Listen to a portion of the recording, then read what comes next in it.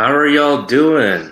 I'm just changing it up here. How are you doing? We're live in Houston, Texas. Sorry about last week. Had to take some time off from the live show. We had several cases that needed immediate attention, but we're back live. All right. Well, let us know if you have any questions. If you do, you're welcome to drop it in the comment section. Now, today, as always on the live show, we're going to look at the Department of State website, see if there's any news from Department of State. I just got off actually several consultations this week, and we appreciate the conversation. It's always great to get to know more of y'all, but most of them are people who have been, and it could be a situation like for you, that have been waiting for an interview to be scheduled when you're abroad outside the U.S., or you already had your interview, but they gave you a form called 221G, and so they're asking for more documents. And sometimes, just sometimes, these are documents you already provided to them. So you're probably wondering, why the heck do they need the same thing? But you want to respond to them as soon as possible. Provide those documents, drop it in a box, and most of y'all, actually, I would say 99% of y'all already did that and have provided those documents, but still waiting. So most of y'all that have been waiting, you'll have been waiting after the 221G document or provide the evidence. A lot of people I've been talking to have been saying you've been waiting a couple months at least. And so you're still waiting, and you're checking the website to see what the status is. And it either says still refused, ready. If it shows ready, that's good. That's really good. It doesn't mean that your visa has been issued. When it's issued, it would say issued. But, some people ask, well, when I understand it says ready, but, what happens after that? Is there like a certain timing when you're going to receive another notification or email? Unfortunately, no, there's no set timing. The way the government works, they're slow, and you know this already. So I just have to remind you, they're freaking slow. And what system they do have is usually automated system with generic responses, especially when you email them directly to the consulate or embassy. All right, so let's see here. So hopefully that helps. So we're here to solve your immigration problem, especially when you've been stuck abroad, or even if you're stuck here. I'll share you another example. Hopefully you're not in this situation, but if you are, we're here to help you. Our team is ready. I just went to a USCIS interview here in Houston, Texas field office for USCIS, and it was an interview based on an appeal of my client was denied his application for citizenship before, about 1 or 2 years ago, and he appealed it. Unfortunately, he did. Okay, and he hired our team for me to go out there to the interview and make sure that everything was okay. Now, he already had passed his English and civics test, and that was great. He did that the first time, so 100% on that for him. But the issue, he was stuck on the documentation. He speaks English, but it's not 100%. But even if you speak English, I can tell you a lot of my clients need help with documents. And that's what we're here for, okay? Because you might wonder, like, oh, what type of financial paperwork do I need? Or what are really the concerns, red flags that the government has about certain applications? And that's what we're here to solve, okay? So we were able to work with a client, say, we need ABC document. Please provide it to us. And we kind of nudge our client and say, hey, we need this. Almost every couple of days, we'll call you, we text you, say we need this, okay? Because it will help your case in the future, and you can get the green card or citizenship, right? Otherwise, what's the point of hiring us? So don't get mad at us if we call you too many times. Think of us as your best friend to help you get to that next step for your legal status. That's what we're here to solve, okay? So yeah, the case ended up being positive. He got approved, so it's great. Um, it was quick. The way we operate in a situation like interview, it's as if we're consulting the USCIS officer. We tell them that they're approvable, why our client is eligible. We don't wait for the government officer to read all the notes, because it could, they're flipping through all the pages. It could take an extra 30 minutes. We just want to go in and we want to get out with an approval, and that's what we did yesterday. Okay, we don't just sit there and let the officer figure out what's wrong with the case or what's good about it. Usually we want to address any issues beforehand, so that there's no one wasting time on the case at the interview. All right, so we're here to get some results for y'all. Manish, thank you for your question. You filed your EB-1C, you're 45. Well, I don't know when you're wanting to know when to expect the GC. Well, that'd be great. That's like the question everyone wants to know, but you need to, you came on an L1A in August 2019. Well, what's your priority date? In general, for the non-populated countries, or most populated countries in America and abroad, then the EB categories are current for most. But assuming you're abroad, you might be in a situation where I just got off a consultation and you're waiting for the interview as well. Let's see. Okay, you came on L1. So yeah, I need a bit more information. If there's a situation, that you have questions that you don't think could be answered in a quick manner like this on YouTube, on a live show, you're welcome to fill out the intake form down below in the description box on any of the videos. We have a form that starts with Ting Law. If you fill that out, our leads team, our cares team will call you. Okay, and we do offer a free 15-minute preliminary discussion. This is where you can go, or this is a code you need to provide. Okay, green card guys, if you don't provide the code, I'm sorry, but our cares team is not going to offer you the free 15 minutes. Okay, with our legal team. So you can text it at this number, especially if you're at work. But if you have some time, give us a call. We're happy to speak with you. All right. All right, we got some comments flowing in. I see from New York City. Hi, Elena, nice to see you. Don't worry, I'm not going to skip some of your all's questions. I'm going to get back to y'all. I just want to finish up with Manish here. India, current India, yes. And you're in the US. So the next question is, have you been documentary qualified? Has National Visa Center received all your documents for the next step? Okay, because you definitely need to do that, which I'm just going to assume. Lawyers don't like to assume. But for the purpose of the live show, I'm going to assume that you already have that complete documentarily qualified. So you're just waiting for the interview date, right? So in that case, you're in a situation like many people. We have filed lawsuits for a situation like this if you've been waiting a long time. Okay. Unfortunately, not everyone we can file a lawsuit. I know many people want to do it, but it depends on the facts. Okay.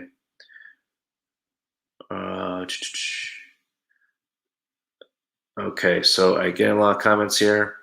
Don't worry, I'm not skipping your question. I will get to it as soon as I can. We're allotted for 30 minutes here. Fatini Park.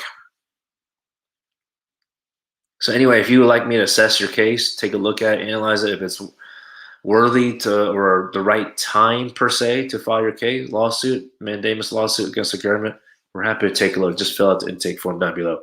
All right, Fatini Park, you have been waiting 6 months after your application as VAWA applied on December 2020. Okay, and so you just got your prima facie and nothing else. It is normal. Unfortunately, it takes a long time for these cases, VAWA I-360. But I'm glad you got the prima facie letter. That's good. But for some reason, the Vermont Service Center they're the agents, they're the department or center that handles all the victim related applications, and they take a long time. I'm not sure why for VAWA, but you should be able. If anyone's asking about processing times and it's a form that you've been able to apply for while in the United States, I recommend going to the USCIS.gov website and click on processing times.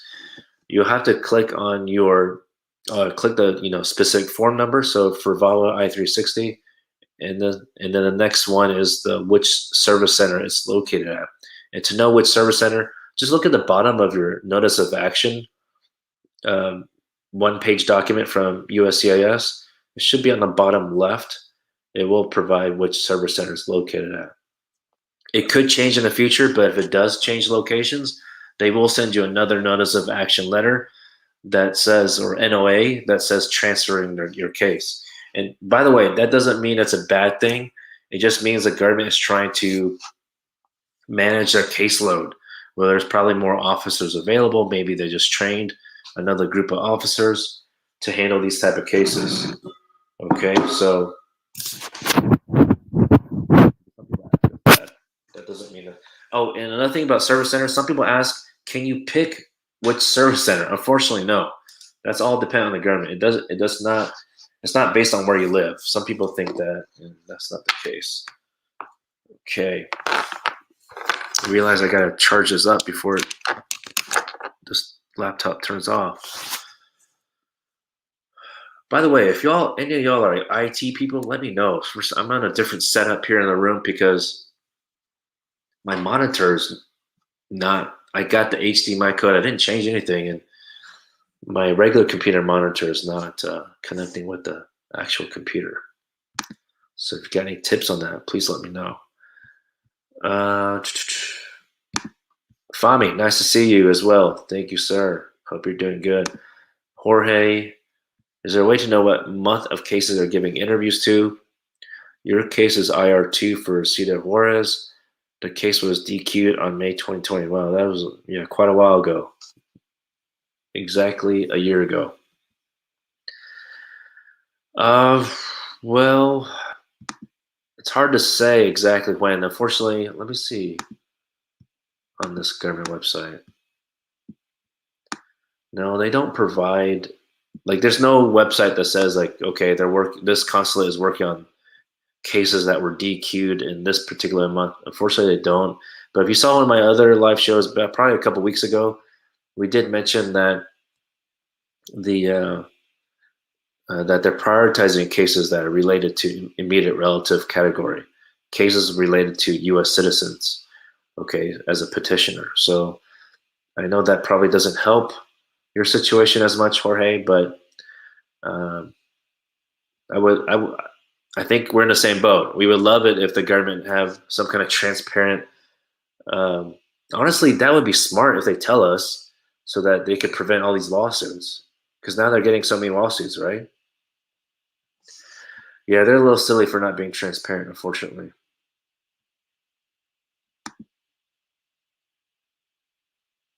Oh, but Jorge, sorry, go back to you real quick. I do check the visa statistics website, so let me go to Sierra Juarez. Give you an idea. CR2, they issued only, oh, you said IR2. They issued a lot, okay? IR1, they issued over 1,200 visas in the month of April. We just had several clients out of Sierra Juarez get approved a couple weeks ago, this past month. So we had a lot more last month as well. And some required a waiver. So, which, by the way, check if you need a waiver. If you've been here, well, I'm assuming you're abroad, but if you're in the U.S. waiting, make sure you have an interview. Make sure you have a waiver approved if you need one. And you would know you need a waiver if you've been living in the U.S. without lawful status, without a visa. Even if you enter with a visa and you overstayed, you still need a waiver, okay, to show hardship. Okay, so IR2, though, for Jorge, 401 visas were issued for IR2 in April. 2021. So they are cranking those out for you. Okay, so that's a lot more compared to many other consulates that I've looked at. So like Casablanca, for example, they only had issued 8 for IR2, and IR1 they only issued 50. So it's just interesting to compare, because we also have a lot of clients out of Guangzhou, China consulate, and they issued 80 IR1 versus IR2 46. So I kind of give y'all an idea. I could go all day reviewing these, but I'll spare you all the details there. Now to Alvin Darwin. Okay. Update you on DV 2021 winners. Congratulations. I remember, yes, you're a DV winner. Case is current, but having received email from KCC. So, for example, okay, so let me see if I can get to it here for you. By the way, if you're wondering, what the timeline is on, I'm gonna pull up the visa bulletin for you, Alvin. Okay, but what we need to look at, which by the way, friends, they just published the June 2021 visa bulletin, so we'll have a video about that maybe tomorrow. Okay, maybe tomorrow, so we can explain any of the updates. But for DV, yeah, it shows current, which is great. But I thought there was a place on visa bulletin because you say you're number 23.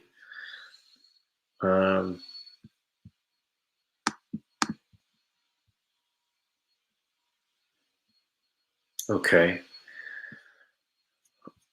I don't see where they're working on the numbers, specific case number. But I know we talked a little before, Alvin. I hope it looks like you say you haven't received the email, but I'm assuming they just gave you generic responses. I know you messaged. I'm pretty sure. Yeah, I think you messaged us on Facebook. But if you fill it, you have to fill out the intake form because then we'll have your email. Then we can email some of those website links. I'm pretty sure I asked you to do that before because I'm not able to provide those links here, and our team can do that easily. So please fill out the intake form down below so then you can go to the proper websites, which you might already know them anyway, but like I said, I mean, I don't really handle DV cases, right? Because it's a lottery system. There's nothing for me to do. But what we usually do after you get the DV visa in your passport is then we can help you for the 485 for adjustment. Okay. Elena, nice to see you from NYC. Hope everything there is okay. I know it's, it's dangerous out there. Depends on the block, I guess. I don't know what's up, Elena. You need to tell us what's going on in New York City. We hear so many news about people, and I'm sure it's not just Asians being attacked, but that's definitely in the news a lot. But it seems like there's not enough cops on the streets right now. I don't know what's the deal. Fatini, your question: Why USCIS not reuse your previous biometrics? I know it would save you a lot of time, but the default rule is that they want you, if you apply for a new application, let's say for a renewal, work permit, or renew your green card, apply for citizenship, the default rule is that you have to do biometrics again. I don't know, it's silly because I'm sure you've heard during the pandemic, they have sent mail letters saying that they will reuse biometrics.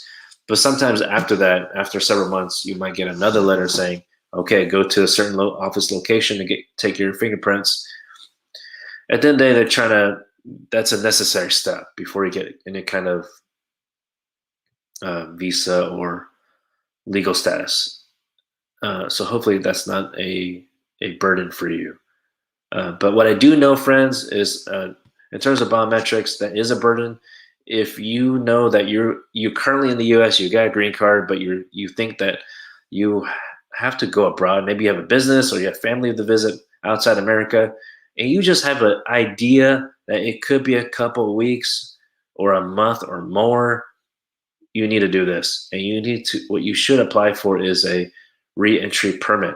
131. Okay. And the reason why is because we've had some, especially because of the pandemic, you don't know what's going to happen with the variants of COVID-19.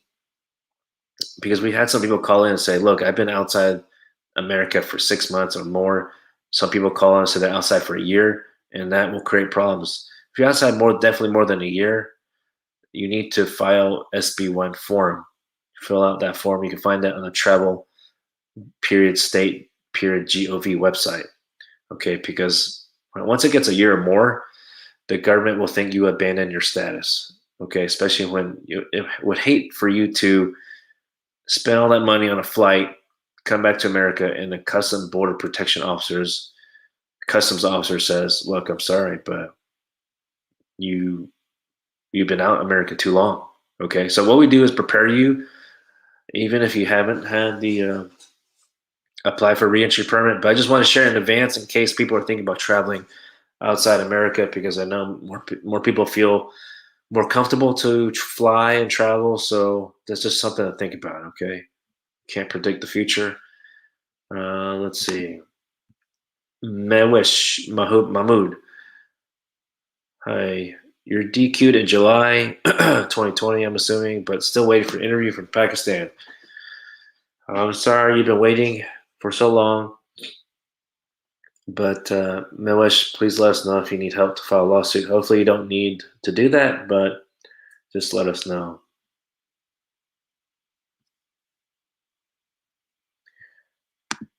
Okay, let's see here. Next question. Thanks for all the questions. Let us know where y'all watching from. I always think it's interesting how far this YouTube thing is reaching people, reaching y'all. Let's see. Next question is, Manesh, you sent your 45 2 days back. Okay, that's good. Then I guess that means your prior date is that you were eligible to do that at that time. Okay, that's good. Alrighty. Okay.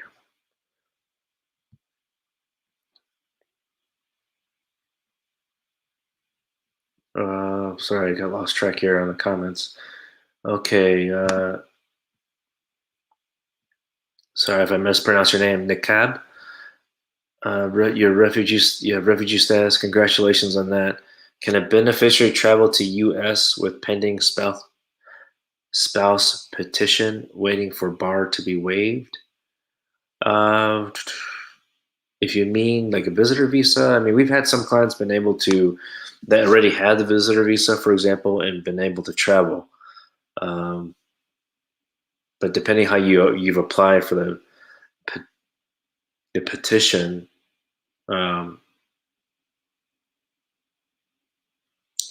waiting for the bar to be waived. Well, let me know what bar you're talking about. You mean that's just the general like 1 year bar, or has your spouse been in the U.S. before and had other inadmissibility bars? So I just want to make sure on that. Okay. Let's check. Okay. So let's see here.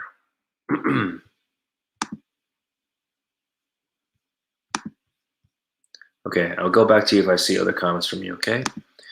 Kapil Sharma, thanks for the question. How long does it take to get EAD card once you file 765?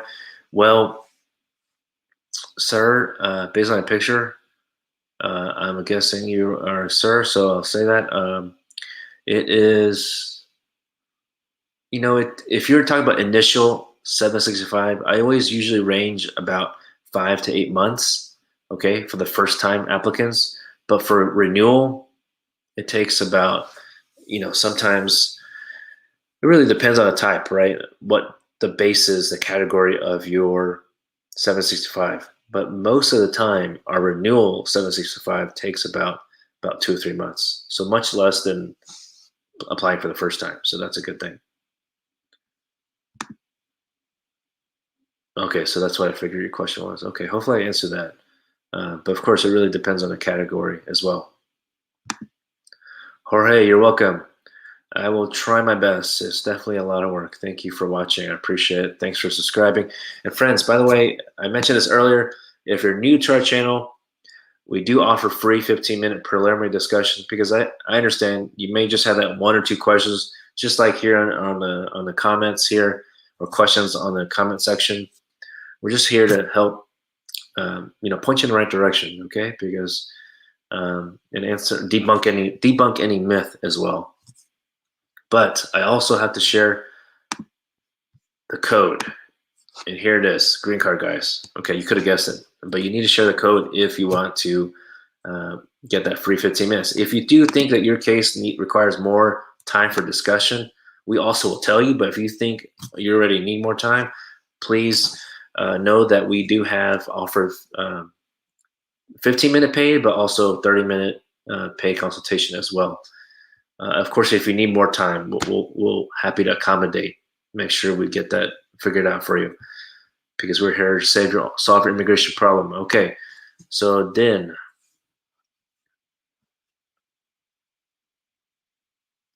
okay, thanks for your question. You're a student. You have a quick question. Hopefully, I have a quick answer. Okay. Well, as you probably know, lawyers do not have quick answers. That's true. Let's see. Is it true that F1 foreign student marries U.S. citizen? Their sibling won't be unable to renew their student visa. I don't know who the sibling is throwing me off here. Okay, but when you say U.S. resident, do you mean legal permanent resident or a U.S. citizen? Okay, so I don't know if I'm really going to be answering your question, but I do have to give some caution here, and I hope you appreciate this, because if you're marrying a permanent resident, yes, I believe the F2A right now category on the visa bulletin shows current.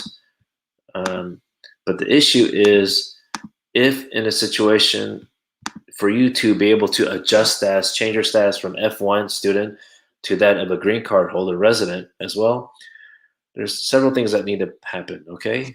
You need to maintain your F1 visa status, or if you change visa status, if you work for a company and they sponsor you, that's fine as long as you maintain your status, okay?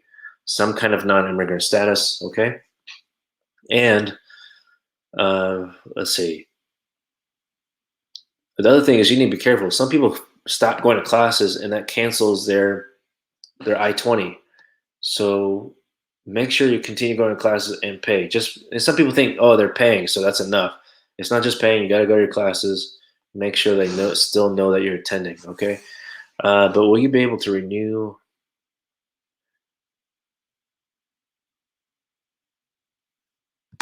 Yeah, the sibling part is throwing me off, because I'm assuming it's, for example, you, and that you're the F1 student, for example.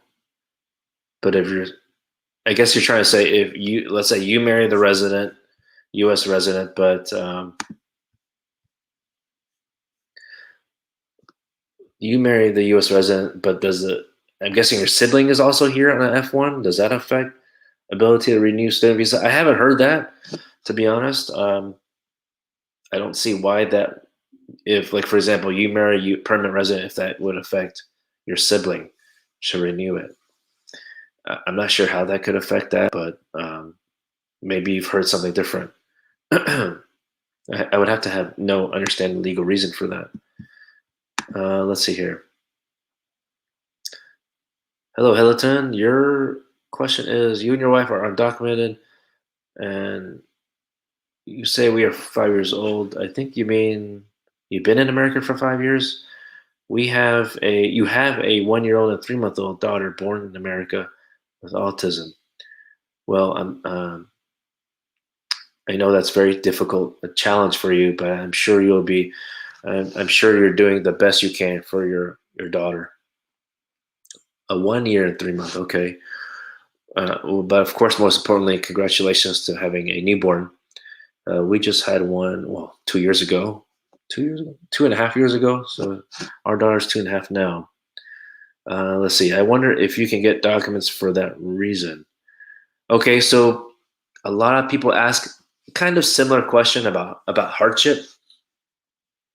We have some other clients that also have children with autism, um, and they've asked if they could use that for hardship. Fortunately, we were able to find a different solution. But I think when people ask that question, they're asking if it's for a cancellation or removal, and that type of application is through the immigration court. Uh, so if you don't already have a case in immigration court, then I don't recommend applying for anything that you're not eligible for. Okay. But the other situation, that the fact that your daughter has autism could be used for a waiver in the future. Um, Sorry, going back to the cancellation removal, you need to have been in the U.S. for at least 10 years. Okay, for people who do not have a resident status right now, 10 years. But if you do have resident status, then that's 5 years. So just had to share that real quick. But in terms of hardship, that also is for waiver applications. If you have a company sponsor you, for example, or another family member sponsor you, and you need a waiver in the future to cover your unlawful presence, that is available. Okay, so let's see here. I'm sorry, I got to get off very soon, but I want to answer as many questions as possible. Okay, Hilton, looks like you posted the same comment a couple times. It did go through. Okay, so hopefully I answered your question a little bit, but it sounds like there's nothing that you can apply for now. But please fill out the intake form down below, Halaton, and we'll find out more about your facts in America a little bit more. Okay, maybe we can help you, or at least point you in the right direction. Karen, how confident can I be when you receive a 120-day notice from NVC after being DQ'd? If you're talking about last year, you got the 120-day letter, then I'm not confident. Okay. But if you recently got it, again, this is a generic letter that the government sends, because if they're really giving accurate data, it's probably going to be more than 120 days. So I guess ultimately, I'm not confident that it's going to be 120 days that you'll get the interview. Especially during the pandemic, we received emails saying, that they received all the documents, you've been documented qualified, but received emails afterwards saying that,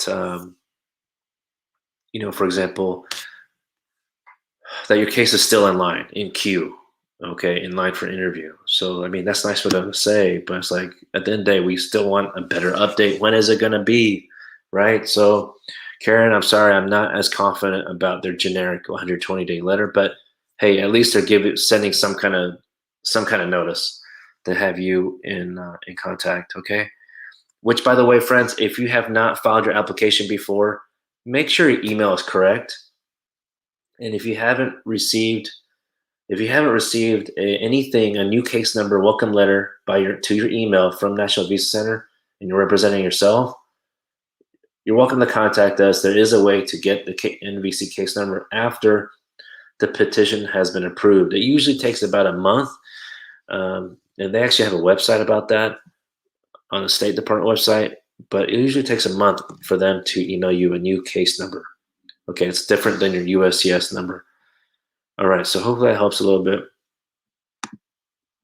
Sorry, if you're hearing my stomach, it's making noise because I need to go eat real quick, scarf it down, and then finish up some work. Okay, here's some information here, Nikab. Your spouse holding a visitor visa denied at port entry, charged 212-610C, misrepresentation. Ooh. Well, has it been 5 years? If not, then we could help you. We could take a look if we could help you. Can't guarantee, but we could see if file that waiver for you, okay? The 601. So no, your spouse cannot travel here if there's a misrepresentation bar. I'm pretty sure at the port of entry. Well, yeah, you already denied. She was denied coming in. So that's what you say right there. So yeah, that's a fact that's very important. I didn't know that information before, which I should have guessed. But yeah. You can't come in. So that's why you have to file a waiver first. I'm assuming it hasn't been 5 years yet. So give us a call, Nakab. Maybe we can help you, or fill out the intake form down below. Kapil Sharma, you're done with your fingerprint in January, file 765 in April. Well, I'm kind of confused on timing then. I mean, if this is your first time, it looks like, yeah, you said this is your first time applying for the 765. Yeah, it's not going to come in 2 months. There's no way. Sometimes most of the time during the pandemic, it took 2 months at least just to get the receipt notice. So yeah, you're not going to get approved for the. Don't be misled on that. That's why I give a range on time. Okay, let's see. Yeah, I used to tell people it would take 3 to 5 months, but that was pre-pandemic. That's no longer the case. Okay, so maybe they didn't update their timeline for people. What about TBS? Well, I'm thinking you mean TPS, temporary protected status. Do you have that right now? If you don't, then it doesn't matter, to be honest, because a lot of people think that. I think I'm pretty sure I made a video about this. If you filed an application for adjustment, that does not mean you have temporary status. Some people have asked me that. TPS is something completely different. Likely you've probably already applied for it, but if you don't know what it is, you're probably not eligible. But you want to look it up online if you don't have any status, because you probably would have known about it. But it's countries that have been designated by the president, the executive branch, for countries that have suffered some kind of natural disaster or going through some kind of political disruption, and the U.S. government has designated the country. It does not require Congress to get involved. So you want to check that website. If you're wondering if you qualify for it, give us a call, fill out the intake form below, and that'll save us some time. Ni Din, Tao Ni Din.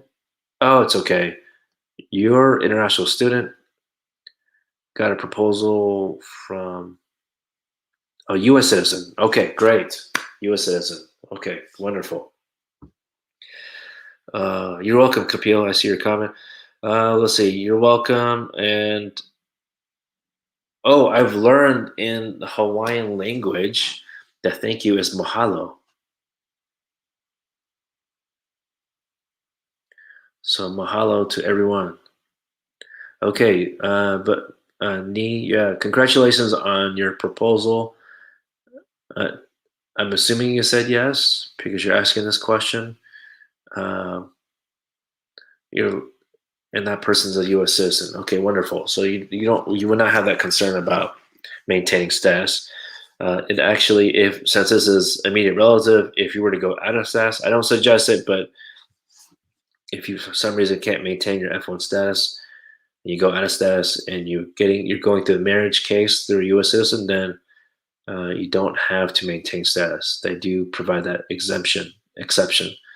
But in terms of your question, really for your sister though, so your little sister holds a F1 student visa, wants to go back to Vietnam to renew her visa. We just want to make sure that she has percentage to come back to America. I mean, she could be denied for other reasons, not related to your case.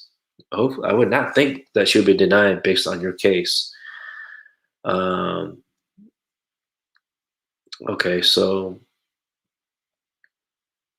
yeah, I don't know what the percentage could be. I mean, maybe the government has other information. Hopefully, she never lied on any application before, because sometimes that happens. People get denied for future applications because they lied. I mean, I don't think anyone intentionally would lie on an application, but maybe they hired someone like a notary or immigration consultant that's not a licensed lawyer like myself, and they put in information.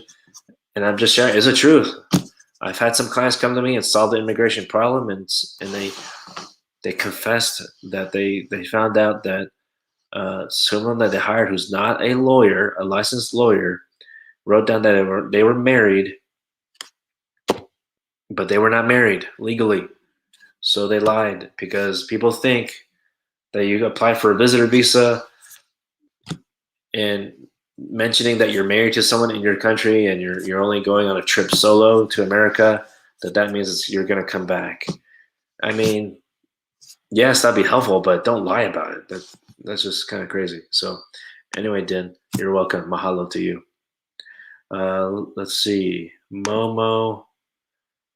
Do the government know that in the U.S.? Yeah, of course they know. I mean, that'd be dumb if they don't know. They definitely know that there's a lot of undocumented people in America. So why are they not providing legal status? And it's because of politics. It's partisan politics, they like to call it. It happens all the time. It's not. It's not just because Trump got into office. I mean, he definitely did not. He made it worse. But it's definitely time for people, politicians, to work together.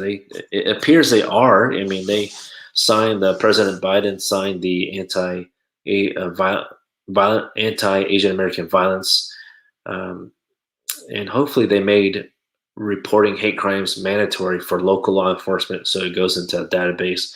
Because once there's more information about these type of cases, then more action can be taken. But anyway, that I made that for a separate video.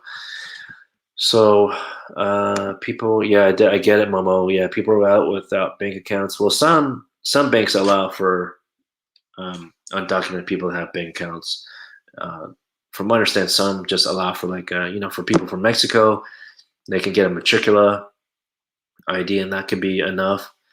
So, but if you mean like driver's license, yes, that's difficult. I heard some states are easier to you can apply for a license without documentation. So you'll probably have to research that. I don't exactly know where that would be. So let's see here. Well, friends, I think that covers it. You're welcome. Mahalo to you, Kapil. All right, friends. We'll see you next time. I hope we can solve your immigration problem. Give us a call, and that's our number. Okay. Mahalo.